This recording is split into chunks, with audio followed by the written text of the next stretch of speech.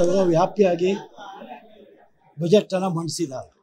ಈ ಬಜೆಟ್ಗೆ ನಾನು ಅಭಿನಂದಿಸ್ತೇನೆ.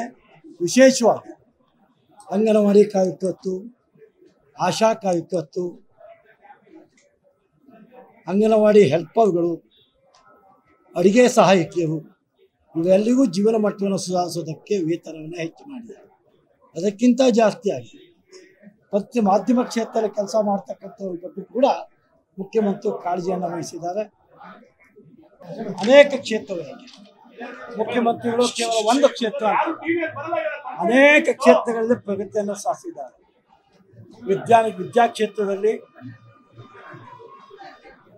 ಸಮಾಜದ ತುಳಿತಕ್ಕೊಳಗಾದಂಥ ಕ್ಷೇತ್ರದಲ್ಲಿ, ಗ್ರಾಮಾಂತರ ಪ್ರದೇಶ ರಸ್ತೆ ಕ್ಷೇತ್ರದಲ್ಲಿ, ನಗರ ಪಾಲಿಕೆ ಕ್ಷೇತ್ರದಲ್ಲಿ, ವಿಶೇಷವಾಗಿ ಬೆಂಗಳೂರನ್ನು ಬ್ರ್ಯಾಂಡ್ ಬೆಂಗಳೂರು ಮಾಡುವ ಕ್ಷೇತ್ರದಲ್ಲಿ ಎಲ್ಲದರಲ್ಲೂ ಕೂಡ ಪ್ರಗತಿ ಹೆಜ್ಜೆಯನ್ನು ಮುಖ್ಯಮಂತ್ರಿ ಇಟ್ಟಿದ್ದಾರೆ. ಮುಖ್ಯಮಂತ್ರಿಗಳು ನಾವು ಮೊದಲೇ ಹೇಳಿದಂತೆ ಆಶಾ ಕಾರ್ಯಕರ್ತರು, ಅಂಗನವಾಡಿ ಕಾರ್ಯಕರ್ತರು, ಮಾಧ್ಯಮದವರು ಇವೆಲ್ಲರೂ ಕೂಡ ವಿಶೇಷವಾಗಿ ನೇಕಾರ ಸಮುದಾಯ, ನೇಕಾರಿಗೆ 1 HP 10 HP ತನಕ ಸಬ್ಸಿಡಿ ಇತ್ತು, ಅದನ್ನು 20 HP ತನಕ ಪುಕ್ಕಟ್ಟೆ ಕೊಡ್ತಕ್ಕಂಥ ಕಾರ್ಯಕ್ರಮವನ್ನು ಹಾಕೊಂಡಿದ್ದಾರೆ.